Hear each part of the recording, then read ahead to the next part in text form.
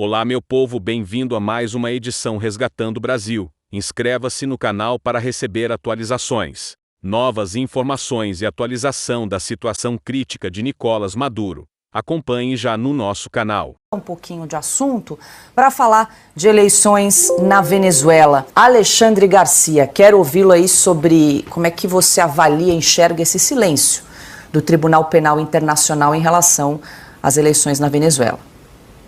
Bom, o ex-presidente da Colômbia, Ivan Duque, pediu que a comunidade internacional fizesse alguma coisa, porque o Brasil, e quem me conta são embaixadores que estão na ativa, o Brasil se mobilizou para tirar a OEA da sua função, que seria se manifestar sobre a Venezuela. A Organização dos Estados Americanos seria a organização, digamos, prática, óbvia, para tratar do assunto. Foi tirada. Né? O Brasil inventou México, Colômbia e Brasil. Né? E a gente finge que está acreditando. Né? Isso é um processo. Foi só a gota d'água no domingo eleitoral. Né? O próprio Aloysio Nunes Ferreira Filho, que já foi chanceler no tempo de Temer, né? E que é insuspeito, porque é de esquerda, já foi radical de esquerda, lembra que é um processo. E transbordou no domingo. Mesmo depois do que o Brasil assinou em Barbados para garantir a eleição na Venezuela, o Brasil finge que não está acontecendo nada. A gozação que Maduro fez do Brasil faz a gente pensar, porque a oposição teve acesso às atas, pegou 82% das atas e demonstrou que ganhou a eleição. Não há dúvida sobre o resultado da eleição.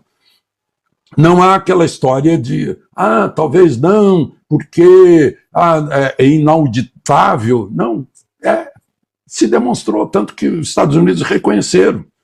Então, resta a comunidade internacional. Agora, por que os 30 presidentes, ex-presidentes de fala espanhola, e mais o José María Aznar, da Espanha, assinaram uma carta para Lula, e não para o presidente da Colômbia, nem para o Obrador do México? Foi para Lula, porque eles sabem que Lula é que está conduzindo isso e está metido no barco de Maduro. E o PT, que foi na frente de Lula, reconhecendo a vitória de Maduro, vai pagar por isso. Tem uma eleição municipal nesse ano aqui no Brasil, e as pessoas estão vendo esse amor por uma ditadura. Né? E ditadura que se demonstra cada vez mais, se apresenta cada vez mais como ditadura. Né? Essa história de suspender rede social, o que é a rede social hoje?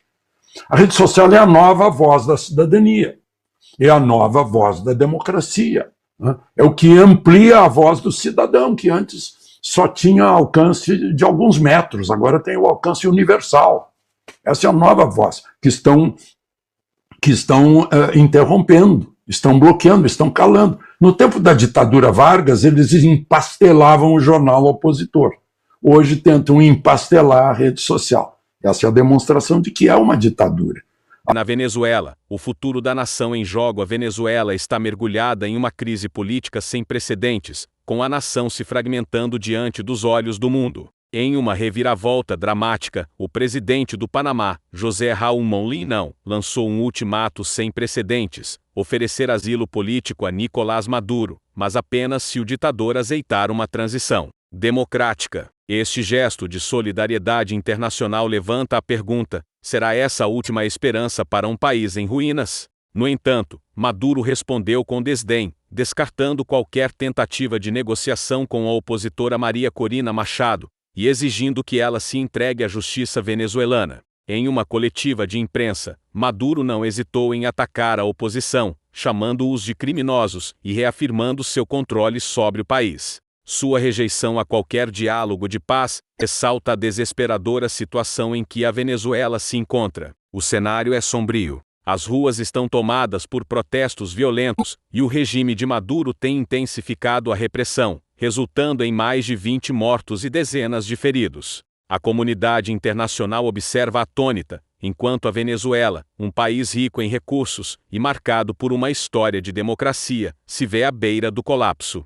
Com a crise política escalando e o futuro da nação pendendo na balança, a pergunta agora é se haverá uma intervenção internacional decisiva, capaz de romper o ciclo de violência e corrupção. O mundo aguarda ansiosamente, mas a esperança é escassa e o tempo, cada vez mais curto.